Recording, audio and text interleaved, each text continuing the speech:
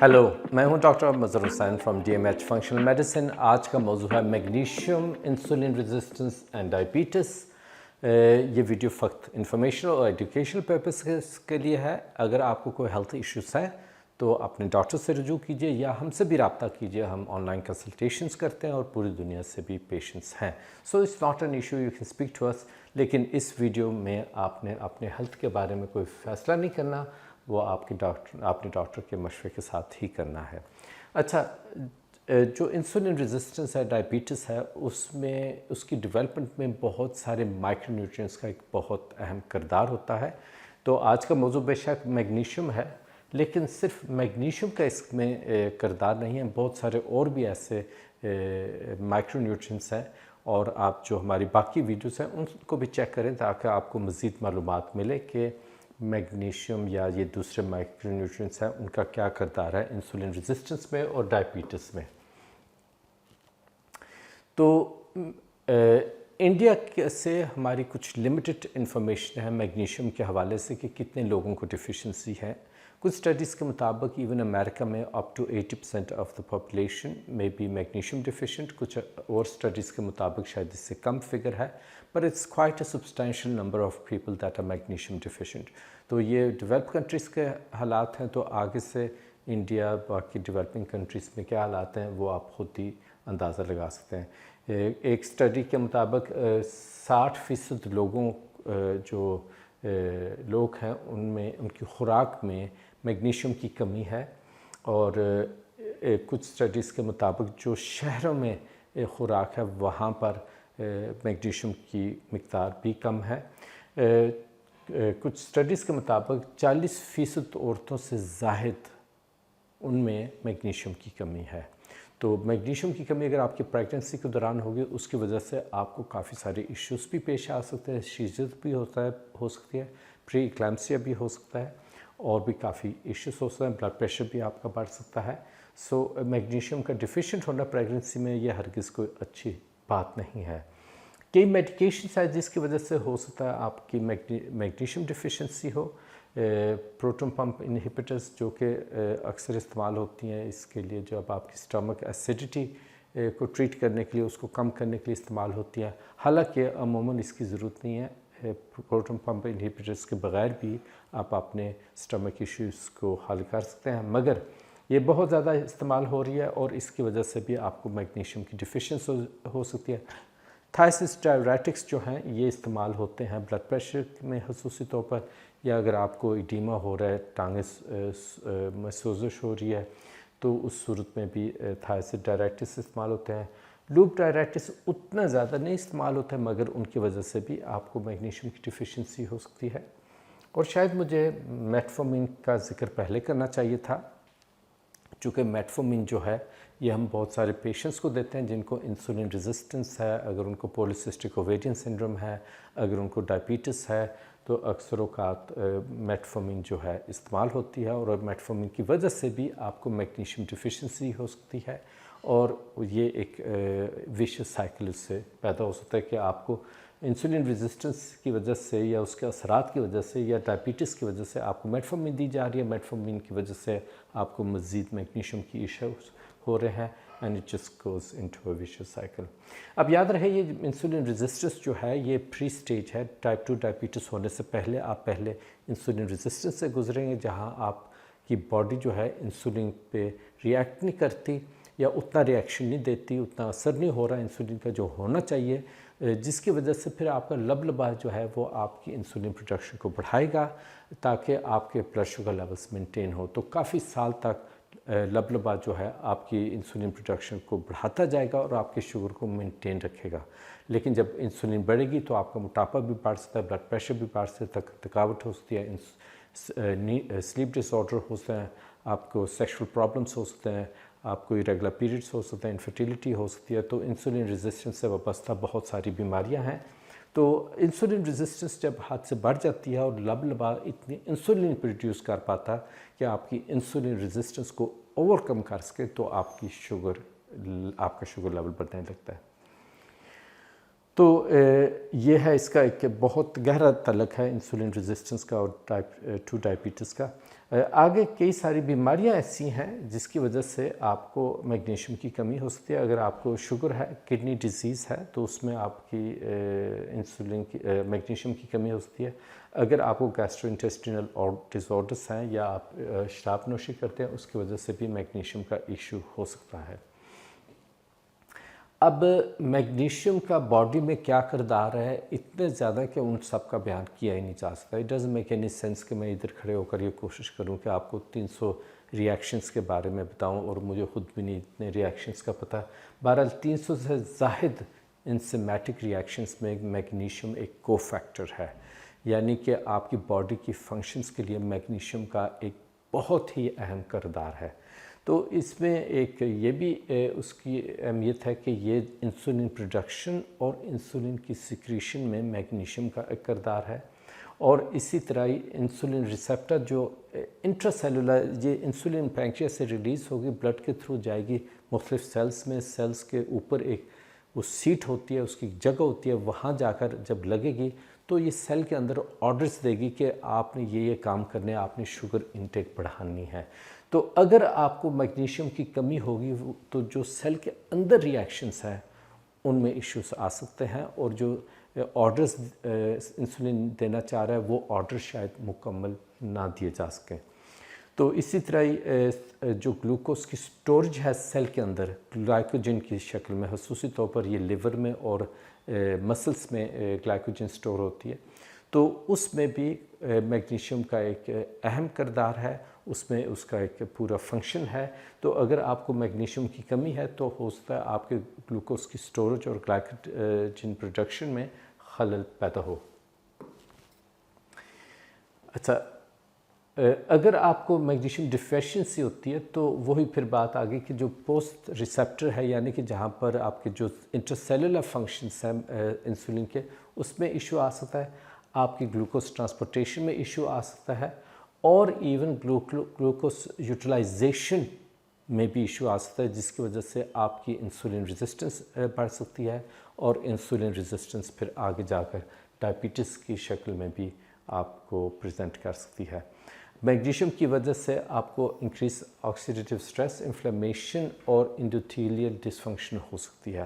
اب یہ سب چیزیں جو ہیں یہ بھی یہ آگے مزید انسولین ریزسٹنس کی رسک بڑھاتی ہے. اگر آپ کی باڈی میں آکسیڈیٹیو سٹریس ہوتا ہے، فری ریڈیکل پروڈکشن ہوتی ہے، اگر آپ کی باڈی میں انفلیمیشن ہوتی ہے، ان دونوں کی وجہ سے، یا انڈوتھیلیل ڈس فنکشن ہوتی ہے، ان تینوں کی وجہ سے آپ کی انسولین ریزسٹنس بڑھ سکتی ہے اور آپ کو شوگر ہونے کا امکان بڑھ سکتا ہے. تو آگے سے یہ بھی ایک ویشیس سائیکل ہے. اگر آپ کو انسولین ریزسٹنس ہے یا اگر آپ کو ڈائبٹیز ہے تو اس کی وجہ سے آپ کو میگنیشیم ڈیفیشنسی ہو سکتی ہے. تو ایک طرف یہ ہے کہ اگر آپ کی خوراک میں میگنیشیم کی کمی ہے تو آپ کو انسولین ریزسٹنس اور ڈائبٹیز ہو سکتی ہے. دوسری طرف یہ ہے کہ اگر آپ کو انسولین ریزسٹنس ہوگی ہے یا ڈائبٹیز ہوگی ہے، اس کی وجہ سے آپ کو میگنیشیم ڈیفیشنسی ہو سکتی ہے. تو یہ ایک ویشیس سائیکل ہے. اگر آپ انسولین ریزسٹنس کی ٹریٹمنٹ کر رہے ہیں اورل اینٹی ڈائبیٹکس کے ساتھ، مثلا جس طرح میں نے ذکر کیا میٹفورمین اگر آپ لے رہے ہیں، تو میٹفورمین کی وجہ سے آپ کی میگنیشیم ڈیفیشنسی بڑھ سکتی ہے. یعنی کہ فرض کریں آپ کی خوراک میں آلریڈی کمی ہے، جو کہ بہت عام کامن ہے. آپ کی خوراک میں میگنیشیم کی کمی ہے، میگنیشیم کی کمی کی وجہ سے آپ کی انسولین ریزسٹنس بڑھتی ہے، انسولین ریزسٹنس سے آپ کو ڈائبٹیز ہوتی ہے. اب ڈائبٹیز کی وجہ سے آپ کو دوائی دی جاتی ہے، دوائی کی وجہ سے آپ کی میگنیشیم ریزسٹنس مزید بڑھ سکتی ہے. تو یہ ویشیس سائیکل جو ہے یہ بہت سارے جگہوں پہ ہمیں نظر آتا ہے کہ جب آپ ایک چیز کو ڈسٹرب کرتے ہیں تو اس کے اثرات جو ہیں بہت دور تک جاتے ہیں اور بہت زیادہ آپ کے صحت پہ اس کا منفی اثر ہو سکتا ہے. اب یاد رہے کہ بہت سارے فیکٹرز ایسے ہیں جس کی وجہ سے آپ کو انسولین ریزسٹنس ہو سکتی ہے. ان میں میگنیشیم بھی ہے، لیکن اور بھی کافی سارے فیکٹرز ہیں. اور اگر آپ کی خوراک ٹھیک نہیں ہے اور خوراک آپ کی ایسی ہے جس کی وجہ سے آپ کی میگنیشیم کی کمی ہو رہی ہے، تو عین ممکن ہے آپ کو اور بھی ایشوز ہوں. اور یہ بھی ممکن ہے کہ جب آپ کو اگر آپ کا بلڈ پریشر ہائی ہے تو آپ کو دوائی دی جا رہی ہے، آپ کو تھائیسائڈس دیے جا رہے ہیں، اس کی وجہ سے اس میں آپ کو میگنیشیم ڈیفیشنسی ہو، اور تھائرائڈ بذات خود آپ کی انسولین ریزسٹنس بڑھاتے ہیں۔ اگر آپ کے کولیسٹرول بڑھنے کی وجہ سے آپ کو اسٹیٹنس دی جاتے ہیں تو اسٹیٹنس سے بھی آپ کو انسولین ریزسٹنس ہونے کا آپ کی رسک بڑھتی ہے۔ تو یہ سب جو ہے کافی انٹر ریلیٹڈ ہیں۔ ہم شاید آپ یہ ویڈیو دیکھیں تو آپ یہ سمجھیں کہ جی میگنیشیم کی اہمیت ہے انسولین ریزسٹنس سے، نہیں، میگنیشیم کی اہمیت ہر چیز میں ہے۔ آپ یہ نہیں کہہ سکتے کہ یہ ایک آئسولیشن میں آپ دیکھیں اور صرف میگنیشیم کی وجہ سے آپ کو انسولین ریزسٹنس نہیں ہو سکتی، بہت سارے وجہ ہیں، اور اگر آپ کی خوراک ناقص ہے تو عین ممکن ہے 2 4 6 فیکٹرز جو ہیں وہ اکٹھے ہو کر آپ کی انسولین ریزسٹنس کو بڑھائے۔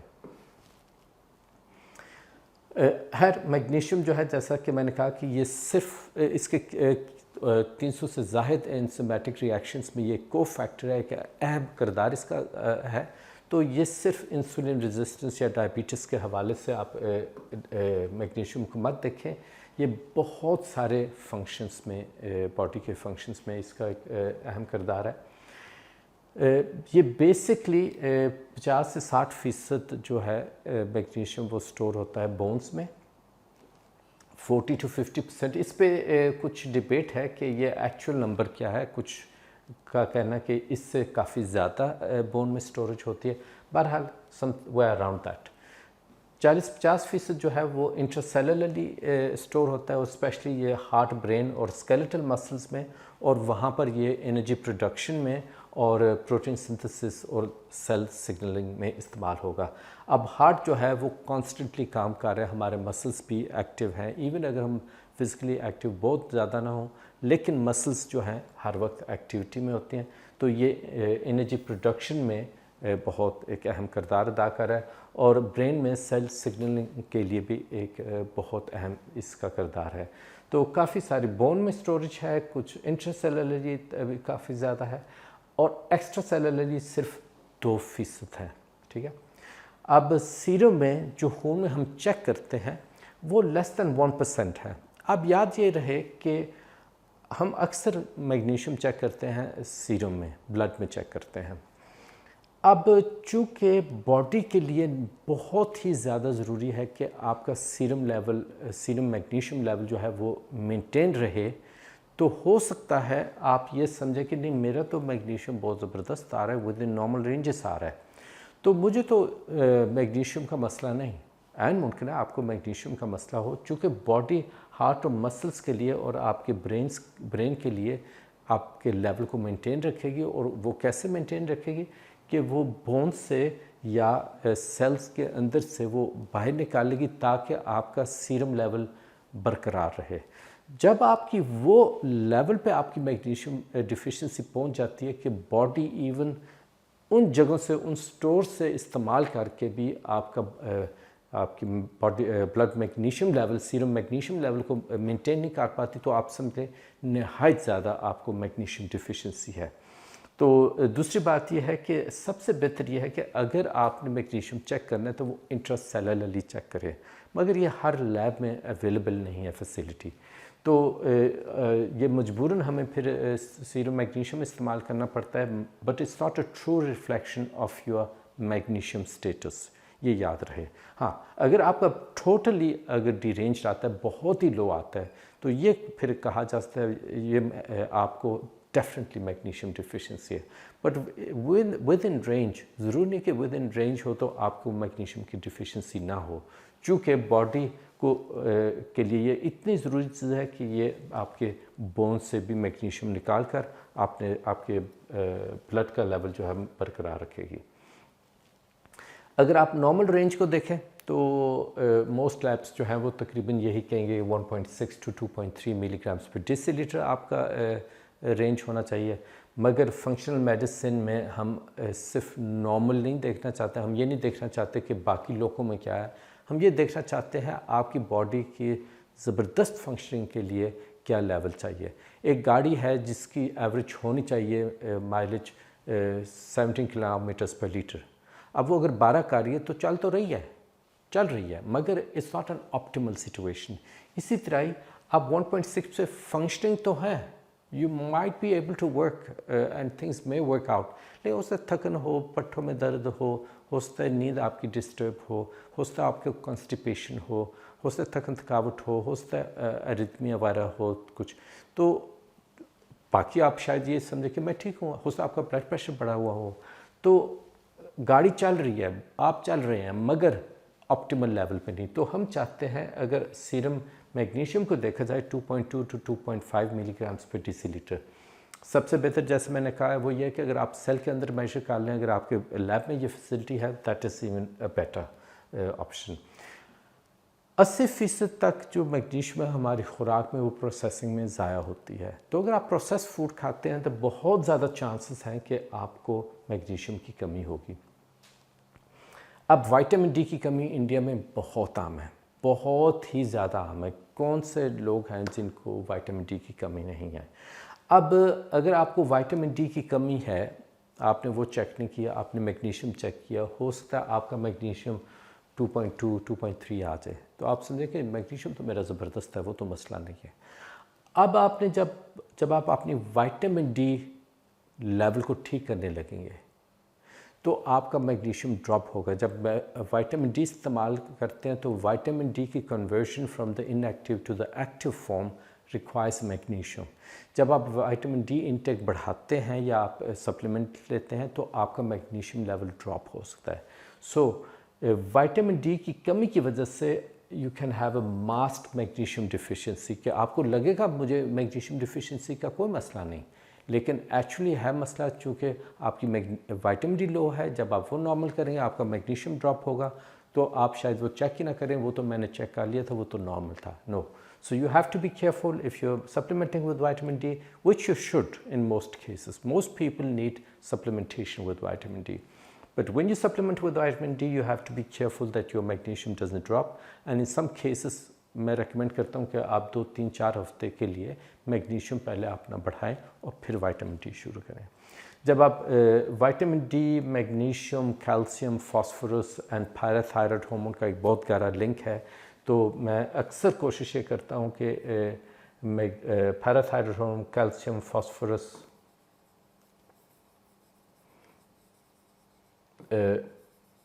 मैग्नीशियम और विटामिन डी का जो है स्टेटस अगर पेशेंट अफोर्ड कर सके तो मेरी कोशिश ये होती है इन पांचों को इकट्ठा चेक किया जाए, ताकि हमें इन तीनों की सूरत हाल जो है ना स्टेटस का पता चले और इनको तीनों को इकट्ठा लेकर चलें। ये ना हो कि एक दूसरे को वो डिस्टर्ब कर रहे हों तो हम एक फैक्टर को ऊपर नीचे कर रहे हों। ठीक है। अब विटामिन डी आपको किस में मिलेगी? ग्रीन लीफी वेजिटेबल्स में आप पाएंगे, nuts and seeds, whole grains में आपको मिलेगा। ये मोस्टली नॉन एनिमल फूड है, तो इसमें आपको मैग्नीशियम की कमी जो है आपकी पूरी हो जाती है। अगर आपको चॉकलेट क्रेविंग्स है तो एन मुमकिन है वो क्रेविंग्स आपको इसलिए हैं कि आपको मैग्नीशियम की डिफिशिएंसी है। So that could be a reason. If you have chocolate cravings you might want to check your magnesium level. Magnesium की बहुत सारी किस्में हैं और काफ़ी कंफ्यूजन होती है, और कई लोग मुझे कहते हैं कि देखें मैग्नीशियम तो मैं ले रही हूँ, काफ़ी अरसे से ले रही हूँ, वो मेरा लेवल बिल्कुल ठीक होगा। वेल, बहुत सारे जो मल्टी वाइटामिन्स हैं और बहुत सारे जो मैग्नीशियम के सप्लीमेंट्स हैं उनमें ऑक्साइड होता है, magnesium oxide. Magnesium oxide is the least bio available, उसकी एब्जॉर्प्शन में भी 2% होगी। ठीक है, ज़्यादा वो खारिज होगी आपके पैखाने में, स्टूल्स में, तो it's the least bio available, लेकिन ये कॉन्स्टिपेशन के लिए काफ़ी अच्छा इस्तेमाल हो सकता है। Magnesium lactate can be use for constipation also. अगर मैग्नीशियम सिट्रेट देखें तो वो ज़रा बेहतर बायो अवेलेबल है, और ये कॉन्स्टिपेशन और डिफिशिएंसीज के लिए भी आप इस्तेमाल कर सकते हैं अगर आपको मैग्नीशियम डिफिशिएंसी है। सबसे ज़्यादा बायो अवेलेबल है मैग्नीशियम ग्लिसिनेट, इधर में हमें कोलन भूल गए, चलें वो अभी लगा लेते हैं। मैग्नीशियम ग्लिसिनेट, इसकी बायो अवेलेबिलिटी ज़्यादा और इसकी कीमत भी अमूमन ज़्यादा होती है। ये अगर आपको स्लीप का इशू है, स्ट्रेस का इशू आ रहा है, तो उसमें आप मैग्नीशियम ग्लिसिनेट मसल पेन्स, मसल स्पैसम के लिए इस्तेमाल कर सकते हैं। क्लोराइड ये मोस्टली टॉपिकल प्रोडक्ट होता है और ये मसल पेन और इन्फ्लेमेशन के लिए आप इस्तेमाल कर सकते हैं। अगर पट्ठों में दर्द है, जोड़ों में दर्द है, इस तरह, तो आप ये इस्तेमाल कर लें। मेलेट जो है, magnesium malate is also very bioavailable और ये एनर्जी और मसल फटीग के लिए इस्तेमाल होता है। टोरेट वेरी हाईली बायो अवेलेबल, ये ब्लड प्रेशर के लिए, हार्ट इश्यूज़ के लिए और एंग्जाइटी के लिए इस्तेमाल होता है। और ये मैग्नीशियम सल्फेट जो है ये इंट्रावीनसली भी इस्तेमाल किया जा सकता है और इसके काफ़ी सारी यूजेस हैं। अगर आपको कॉन्स्टिपेशन है, कब्ज़ है, तो उसके लिए इस्तेमाल कर सकते हैं।